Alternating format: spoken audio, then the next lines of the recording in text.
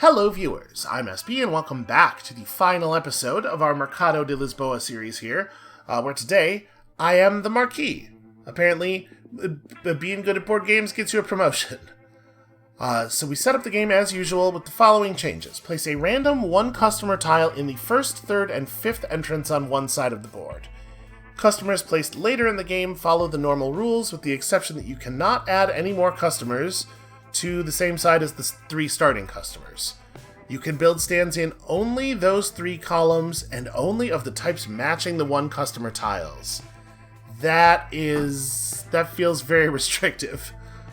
Okay, so if you didn't know, there was a game that came out, Vital Lacerda released a game called Lisboa a few years ago.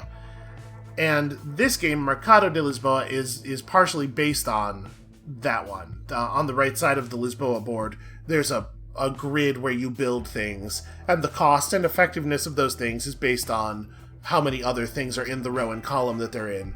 So this is kind of cool, like a sort of a more strict take on the game that this emerges from. And you are allowed to place your restaurants in any columns. So that's interesting. That seems harsh. What were the scoring thresholds on that?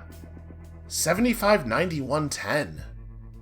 Okay, so the designers apparently do not feel that this is likely to affect our scoring very much at all. I don't know if I agree. So we just can't play tomato stands, right? Yeah, that's interesting. And I'm going to try my best here to be vigilant about our costs. We missed 3 fame by a single coin last time, and I haven't gone back and watched the footage or anything, but I bet that somewhere I could have just reordered the plays that I made in such a way as to pay one less coin for something. So I'm gonna try to keep an eye on that. Little mistakes, little bits of thoughtlessness really do add up. So we do have 2 plants showing and also the 4 customer plant tiles, so we could try to push for a plant. Oh, I forgot to deal the restaurants out. We could push for a plant strategy there.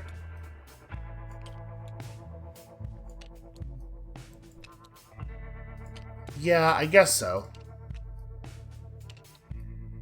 And if we're gonna do that, maybe I want to... Oh, I was about to say, maybe I want to play this fish stand in the hopes that we could pull a tomato at some point and do a tomato flush of our hand. But actually, I legally can only play the fish stand. Yeah, not great to draw a pair of tomatoes going into a board where I'm not allowed to play tomatoes. So, were we to attempt to make a plant column in the middle column here, we'd want it to be 4 plant stands plus a tea restaurant plus the pub and one of the other tea... Well, I mean, the other tea restaurant is anywhere in an adjacent column, but the pub specifically in a place where it will also feed something on its other... on its other side, right? So...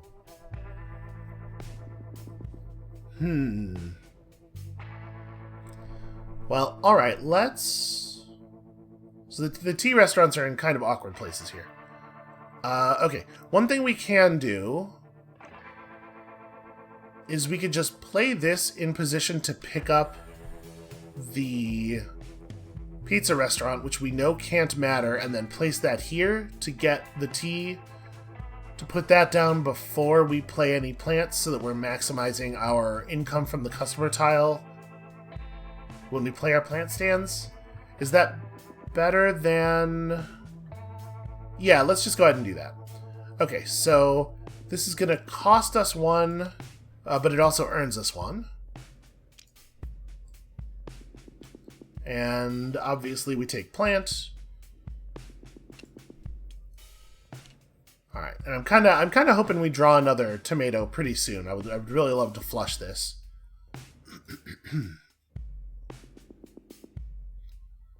So yeah, I think I'm going to do what I just said. Let's place this pizza restaurant here to... Well, hold on. We want to get this out of here eventually, but do I want to pick up something less consequential first so that I can kind of chain them around? Like, if we put the pizza restaurant here instead, then we can put this... I guess we would want to put it here, since this could be adjacent to a fish stand. And then we put the burger thing here optimally. It is a bummer that the only way to pick this up is going to be playing a stand or this restaurant on it. Well, you know, I suppose the other thing we could do is we could just play this burger stand here. We don't see any grape stands yet, so there's like a pretty good chance we won't be... Yeah, I'm going to do that. We'll place this in the middle of this column. And then grab this thing with that.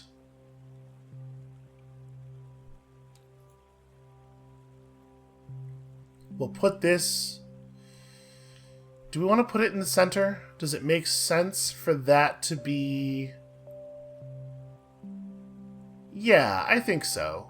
I think it's okay for that to be the spot. So, like, in the row where we build the pub, we want to make sure that we can have 3 stands across that row, right? So actually, this is probably...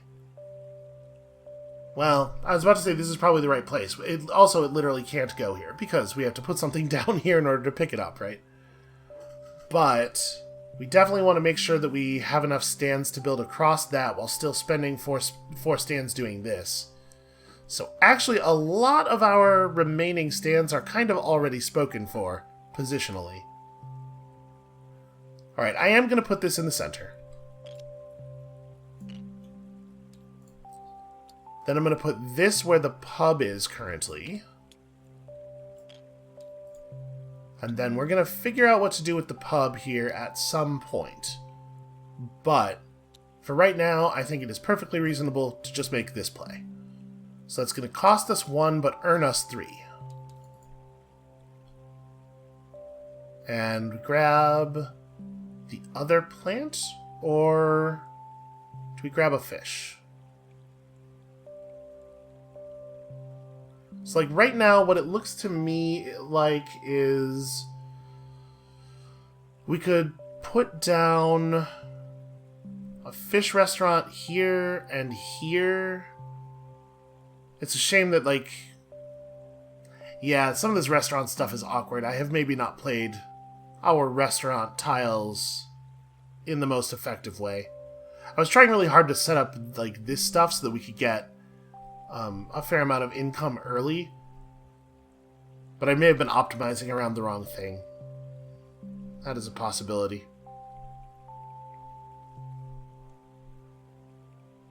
So, like, before we play the next plant stand, we probably want to optimize the position of the pub first, right? We want to figure out where we think we're going to do that build.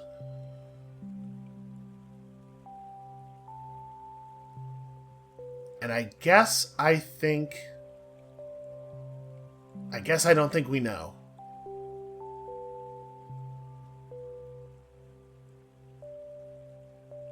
Alright, let's take a fish stand.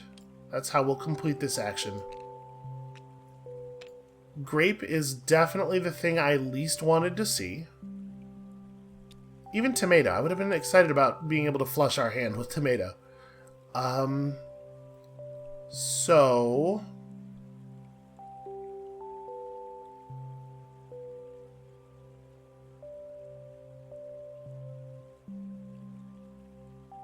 we could just commit the pub here, play the fish thing here, worry about moving this later. Like, we'll just play the wine restaurant on it, probably, and move it down. I'm just going to do that. I'm trying too hard to optimize little things here in a way that I think is hurting the overall plan. Ooh, speaking of optimizing little things, though. Well, I don't have the option of correcting it right now, but I should try to get a build into this column before we fill up all of the rows, you know, for the purposes of getting to play one more thing at a cost of 1. So this costs us 1, but gains us 2. And if we're going to do that thing I just said, we probably want to take one of these 2 tiles.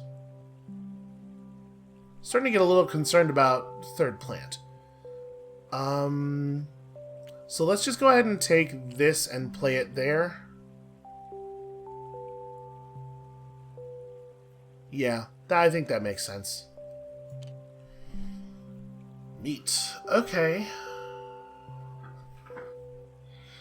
We can leave open the possibility of getting a 4 meat column. We may have to give up on 4s, though. I mean, it wouldn't be the worst thing in the world to just score some 3s, and yeah, that's not so bad. So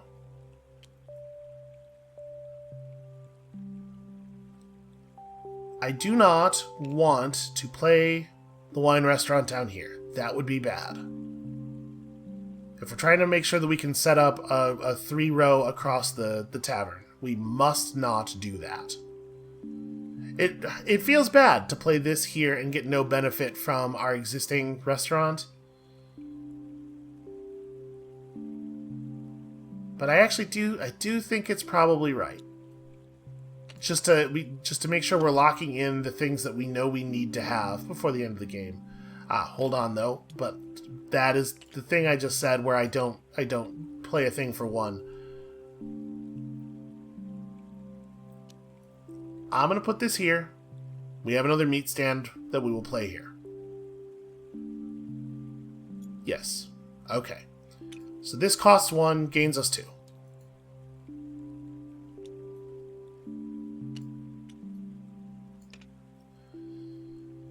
Yep, grape was bad last time and it's worse this time. And then it's messy, but I am gonna do it. Let's place this in the bottom corner here. So this is gonna cost us 2 and gain us 1. We're gonna take the plant stand. So now grape or tomato allows for flushing. But maybe we just always draw meat for the rest of the game. Maybe we only ever draw meat.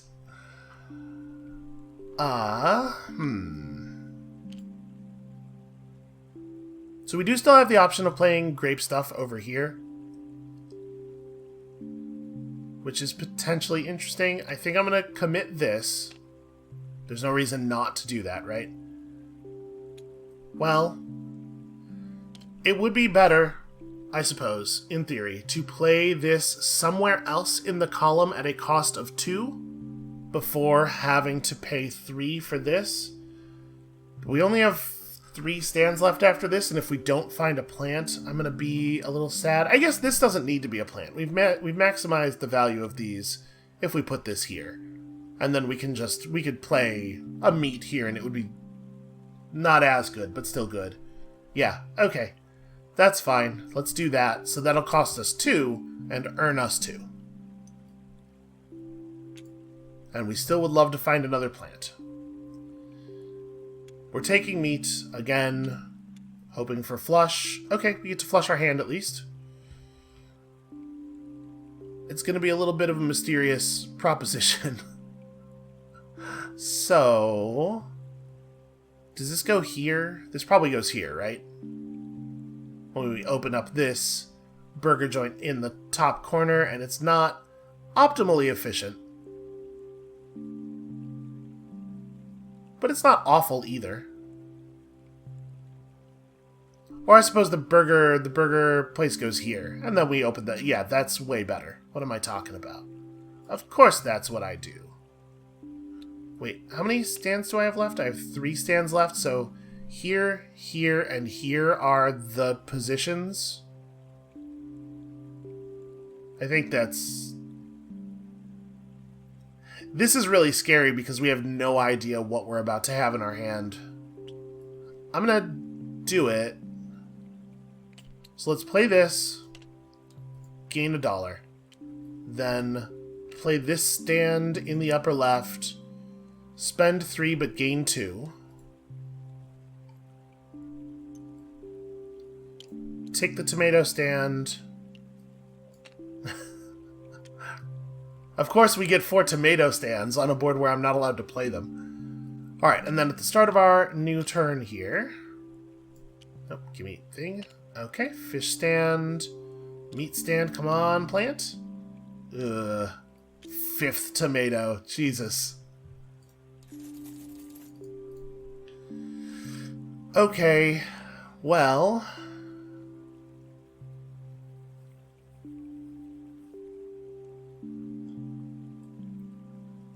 Well, that's very bad, it turns out. That's, like, shockingly bad. Okay, let's play this meat stand here, then? I think that's right. So that benefits from this. It builds us toward being able to put down... maybe I'm better just playing here and just doing the 4 meat card and giving up on the plant thing. So let's see. Right now, we have a 2 value stand and a 3 value stand. And we are hoping to get another 2 value stand. So that would be 7 times 4. If we just go for the meat in the hand being worth 2 plants in the bush here, we have a 2... a 2, a 2, and a 1. So it ends up being the same value as the optimal outcome over here.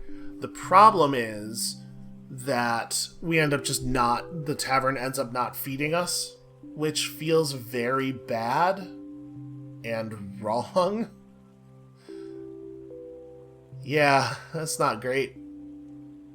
But I do think this ends up being more points, probably. Alright, so that is a 4 cost, 2 gain.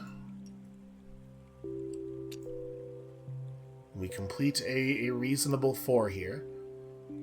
Stupid pub. I committed the pub to her. I had this plan and I wanted to commit the restaurants early so that I could get points off of playing the stands, but I shouldn't have committed so early. Alright, so we have 1 stand left. It doesn't really... we should take a grape, because we can't flush the market anymore. It's too late in the game. There's my plant. So... we can play a fish or a grape in the right column. Those are my only options. We can totally put down both of the wine restaurants... and then go wine. And the grape fish 3 customer tile is up. That's the right play for sure. So do this and this. That's gain 2. Put the grape stand up here. At a cost of 3, but also gaining 3.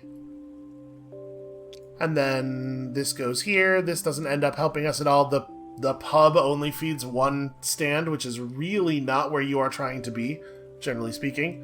And then we get plants.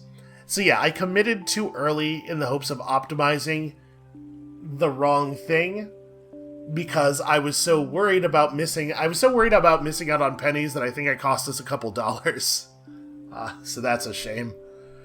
But yeah, let's go ahead and score this out. Let's play some customer tiles. So, first of all, we definitely know this is happening. So that's a 2, and a 2, and a 3. 7 points times 3 takes us to 32. And then, what else do we know we're doing? We know we're doing this. So 1, 2, 2, and 2. That's 7 times 4. 28 brings us to 60. And then the best we can do for this column is any 2 customer tile. Oh, and I ended up getting distracted not building 3 across anywhere. That's probably going to have a downward effect on our score. So, let's see. We don't actually have the ability to score 2 off of any of this stuff. Let's go ahead and take this, and we'll score this here, because there's effectively only 1 resource on this tile anyway. So that's a 3 and a 2 doubled for 10 to get us to 70. Okay, now we're starting to show some 2s that make a little bit of sense given our board. So that's a 2 and a 3, so that's another 10. We're in scoring range at least. We're in scoring territory here. If we're gonna score this one, we should score it in this row, where it's a 2 and a 3 for another 10.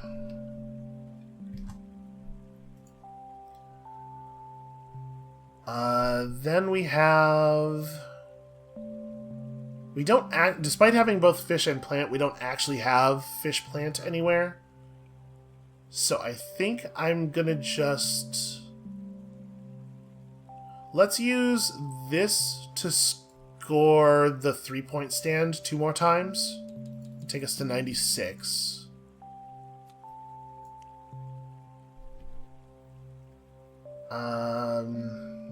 That's a little awkward. These are both really awkward, actually. Is fish... No, the fish meat double isn't out. It'd be nice to play here.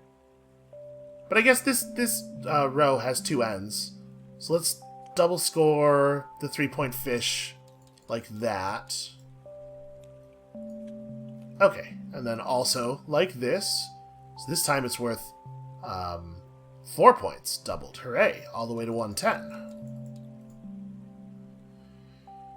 And then we do want to double score our grape here. And it doesn't matter whether we do it with the one that has the fish or the one that has the plant on it. So that's, yeah, 3 points doubled.